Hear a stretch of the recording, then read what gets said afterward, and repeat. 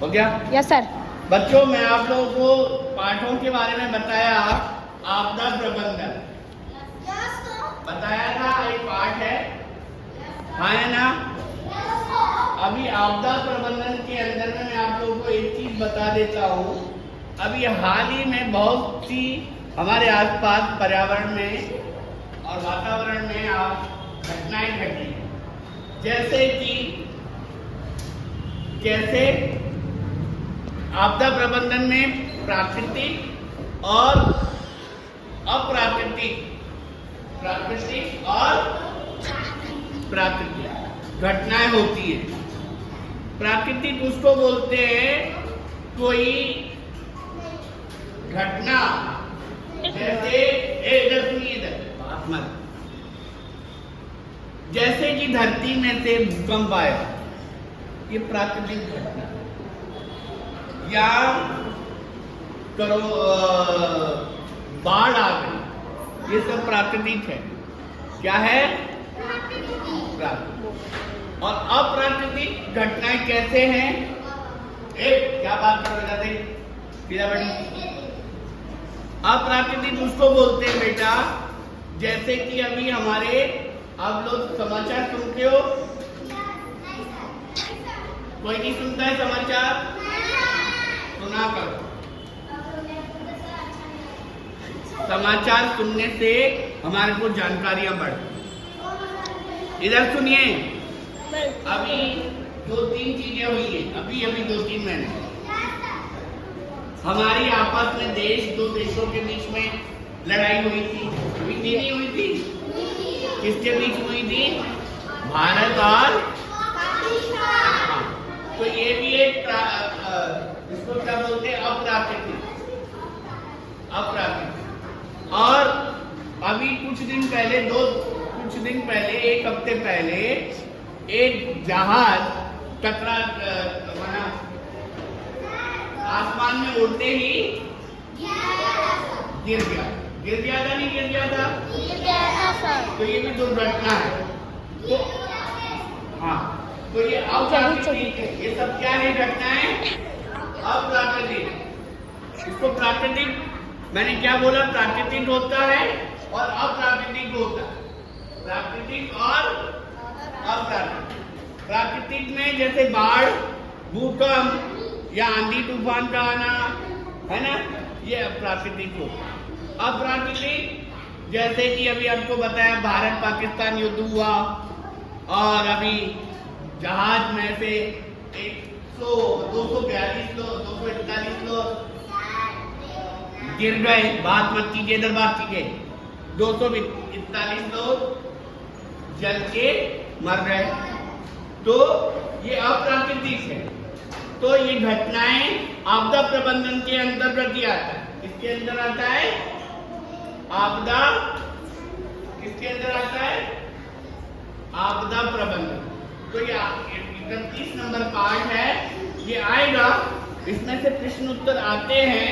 इसीलिए आप लोग ध्यान से सुनिए, और मैं आप लोगों को इसलिए मैंने आपको समझाया, आपदा प्रबंधन का हमारा जीवन में बहुत उद्देश्य है, मतलब बहुत महत्व है। क्या होता है कि देखो, बाढ़ कभी भी आ सकती है, और आंधी तूफान भी कभी भी आ सकती है, और भूकंप भी कभी भी आ सकता। लेकिन हमारे छत्तीसगढ़ में भूकंप नहीं आता। बिजली गिरती है तो कई लोग मर जाते हैं, जल जाते हैं, है ना? और इधर आपका अप्राकृतिक, मैंने जैसे आपको बताया, युद्ध हुआ था भारत पाकिस्तान के बीच, और इधर अभी हवाई जहाज में से दुर्घटना।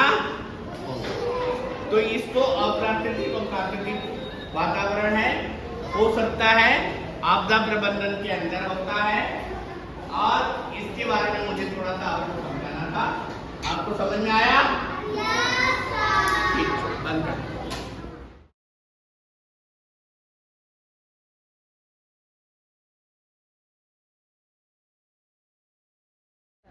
नमस्कार बच्चों, सभी को।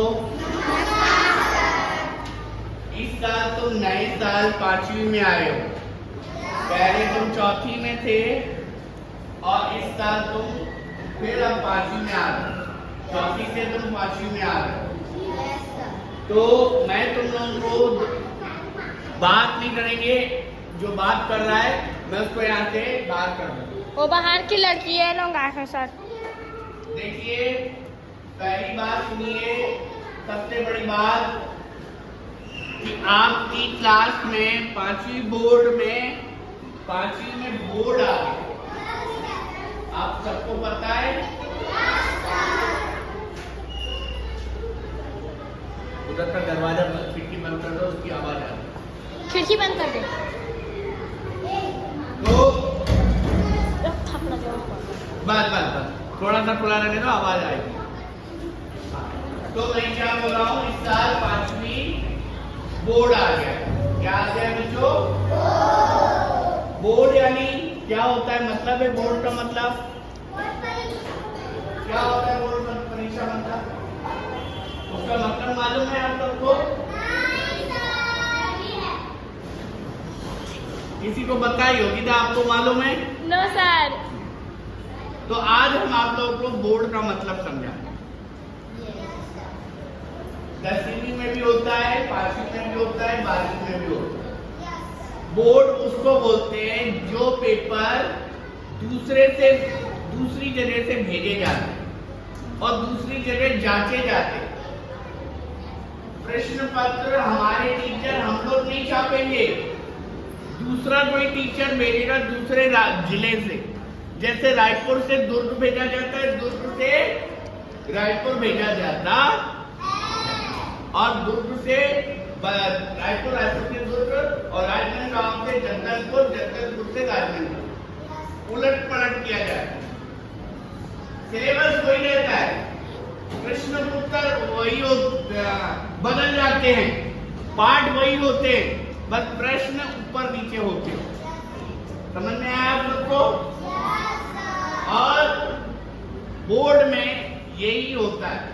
और पेपर जो जांचने जाते हैं, जैसे तुमने रायपुर के पेपर तुमने जांचे, रायपुर का पेपर हुआ तो उसका पेपर दुर्ग में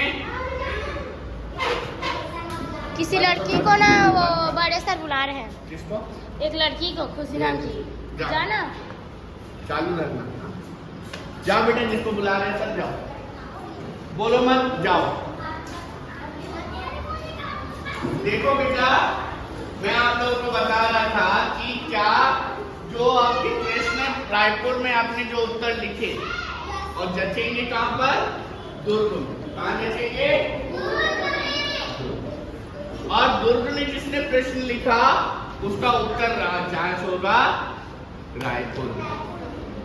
तो इसलिए उसको बोलते हैं जिसमें पेपर पूरे ही बदल जाते हैं, एक जिले से दूसरे जिले, यानी एक शहर से दूसरे शहर में आपके पेपर भेजे जाते हैं और वहां से आप उत्तर लिख के आता है, वहां से आपका रिजल्ट पास होता है और उसके आपका नंबर। तो आप लोग सब समझ लीजिए कि आपकी 5वीं बोर्ड में यहाँ से प्रश्न नहीं आए। हो सकता है वो बिलासपुर से आए, हो सकता है दुर्ग से आए, हो सकता है आपका भाटापाड़ा से आए, हो सकता है बलौदा बाजार से आ जाए, हो सकता है आपका भिलाई से आ जाए, हो सकता है राजनांदगांव से आ जाए, हो सकता है धमतरी से आ जाए, हो सकता है आरंग से आ जाए, हो सकता है महासमुंद से आ जाए, कहीं से भी प्रश्न तुम्हारे आ सकते हैं और तुम्हारे उत्तर कहीं भी जा सकते। राजनांदगांव, रायपुर के राजनांदगांव जा सकते हैं, आरंग जा सकते हैं, महासमुंद जा सकते हैं, धमतरी जा सकते हैं। आपको मेरी बात समझ में आ रही है, नहीं आ रही है?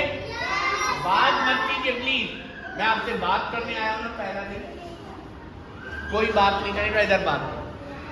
और मैं आप लोगों को आपको यही बता रहा था, बोर्ड परीक्षा में पहला मैंने आपको यही चीज बताया कि अब 5वीं बोर्ड हो गया है। क्या हो गया है? उसके बाद मैं आप लोगों को क्या पढ़ाऊंगा मालूम है आपको? चलो आज मैं वो भी बताता हूँ। मैं पढ़ाऊंगा आप लोगों को पर्यावरण। क्या पढ़ाऊंगा भैया? पर्यावरण। आप लोगों ने तीसरी में चौथी में पर्यावरण पढ़ा है नहीं पढ़ा है? पढ़ा है।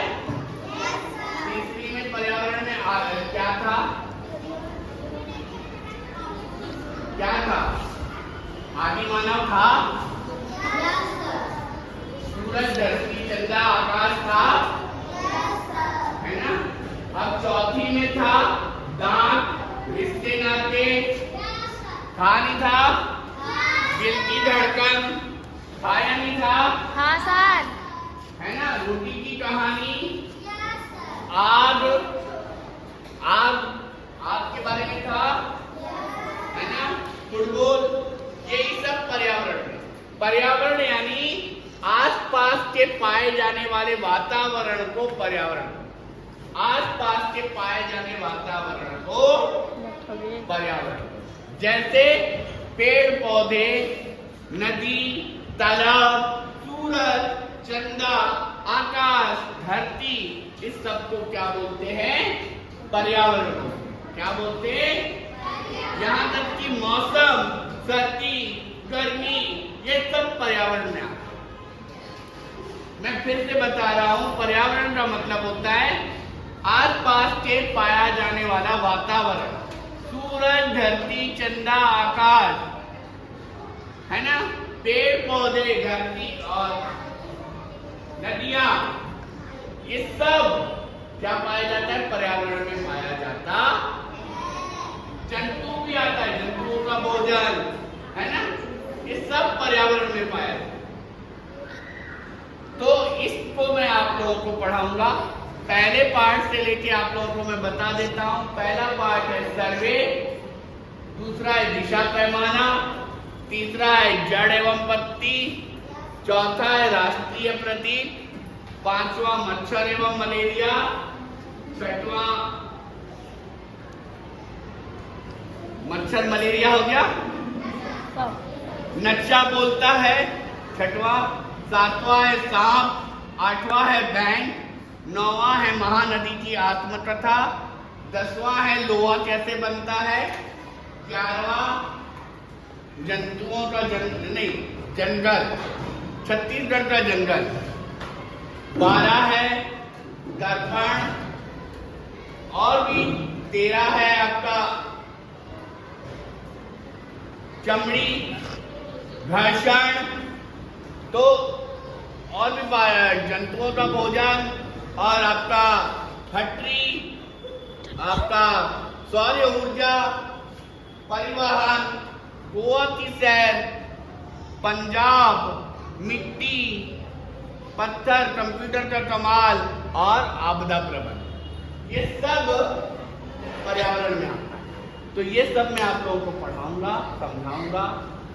सबसे एक बात यह है कि आप मुझे शोर मत मचाइएगा, मेरी मदद कीजिएगा। मैं आप लोगों को अच्छे से पढ़ाऊंगा, अच्छे से समझाऊंगा, हर चीज आपको प्रेम से, प्यार से पढ़ाऊंगा, अच्छे से लिखवाऊंगा, प्रश्न उत्तर भी मैं ही लिखवाऊंगा और पढ़ाऊंगा भी मैं ही, और एक एक पाठ को समझाऊंगा।